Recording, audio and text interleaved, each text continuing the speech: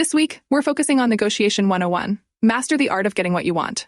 Whether it's asking for a raise, resolving a roommate disagreement, or even just scoring a better deal on that must-have gadget. I know negotiation can be daunting, but what if I told you that negotiation is a skill anyone can master with a bit of practice and the right techniques? Get ready to boost your career, improve your relationships, and build your confidence. And be sure to check out the weekly challenge. It's a great way to put your new knowledge into practice and inspire others to do the same. We'll tell you what it is at the end of this episode. We won't deny it, negotiation can be uncomfortable. If you get over the initial discomfort, however, it can be a real superpower. Whether you're eyeing that dream job, trying to resolve a roommate spat, or haggling for a sweet deal on a new gadget, having killer negotiation skills can make all the difference. First, let's break down why negotiation matters. 1. Career boost. Effective negotiation can help you snag higher salaries, better job positions, and perks that make work life a breeze. 2. Conflict resolution. Good negotiation skills turn potential drama with your professor or landlord into peaceful resolutions, keeping everyone happy. 3. Personal relationships. Do you worry about picking a restaurant with your BFF or setting a chores schedule with your roommate? Negotiation enhances communication and understanding, leading to healthier and more balanced relationships. 4. Financial savings. Negotiating prices for major purchases like cars or homes can save you a ton of money. And 5. Confidence builder. Developing negotiation skills boosts your confidence, enabling you to stand up for your needs and interests assertively.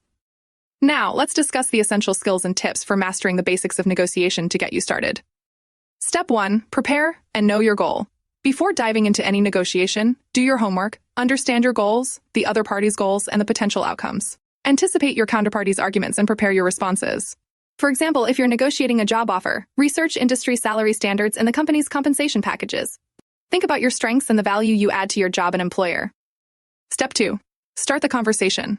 Starting a negotiation can be intimidating, but remember that everyone negotiates, and it's a skill you can develop with practice. Here are 3 tips to help you take the first step confidently. 1. Break the ice. Start with small talk to build rapport. This can make the transition into the negotiation smoother and less intimidating. For example, if you're negotiating an extension on a project, begin by asking your professor about their weekend or discussing a recent class topic. 2. State your intentions clearly. Let the other party know what you hope to achieve.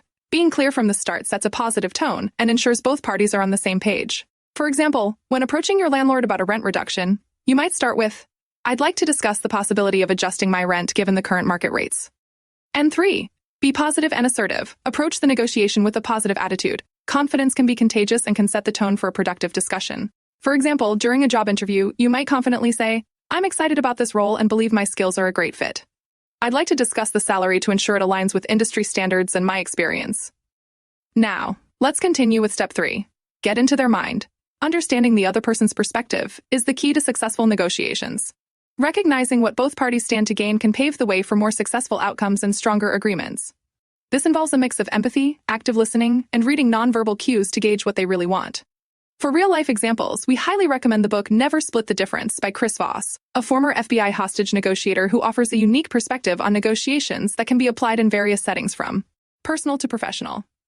Here are 6 ways to help you understand the other person's perspective. 1.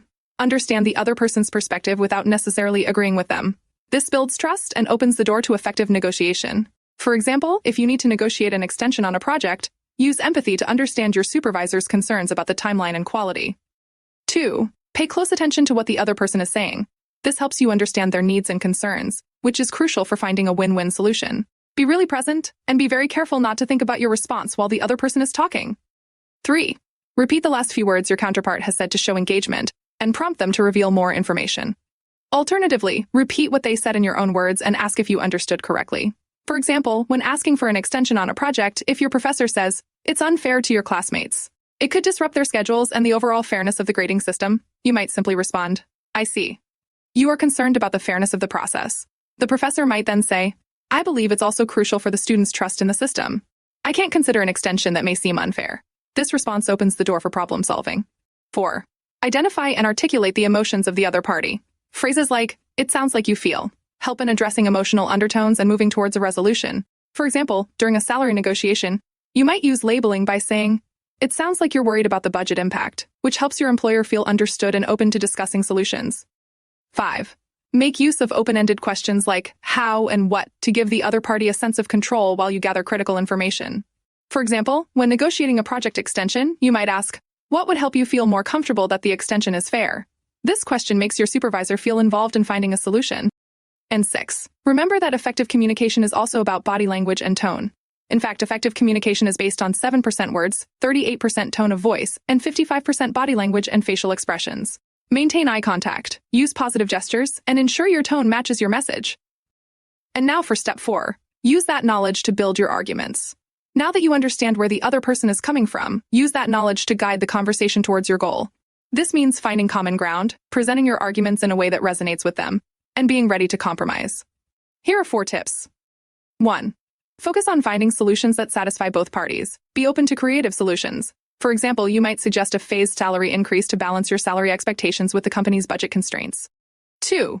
Hearing no can be beneficial, as it allows you to clarify your position and adjust your approach. It often leads to more honest and productive discussions. For example, if your supervisor initially says no to your project extension request, it allows you to understand the specific issues and adjust your approach accordingly. 3. Look for shared interests or goals that can help bridge the gap between your position and theirs. For example, if your landlady has a child your age, you could bond over the challenges faced by your age group. And 4. Frame your arguments in a way that aligns with the other person's values or interests. For example, if your friend is vegetarian and doesn't want to try the Mexican restaurant you love, tell her about the delicious vegetarian options they offer. Last but not least, step 5 of our negotiation plan is to get to closure. This requires clear and concise communication, assertiveness, and ensuring that both parties are satisfied with the outcome. Here are 6 tips for closing the deal. 1. Be direct about your needs and expectations. Avoid ambiguity to prevent misunderstandings. 2.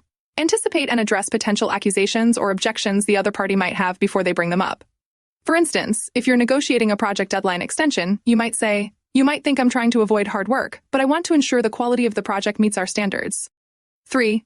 Recognize and manage your emotions during negotiations. Stay calm and composed, and be empathetic towards the other party's perspective. 4. Be willing to adapt your approach based on the flow of the negotiation, but stand firm on your key points without being aggressive. 5. Negotiations can take time, so be patient and avoid rushing to a conclusion. Give yourself and the other party ample time to consider options. And 6. After reaching an agreement for more formal negotiations, write down the terms clearly. This helps prevent misunderstandings and ensures that both parties are on the same page. For example, you can send your manager an email confirming your agreement regarding your vacation timing and thanking them. And now for the challenge of the week. Visit a local market or flea market and challenge yourself to negotiate the price of an item you want to buy. Remember to use the steps and pro tips mentioned in this episode. Share your experience and use the hashtag #MarketNegotiationChallenge. Remember to tag us.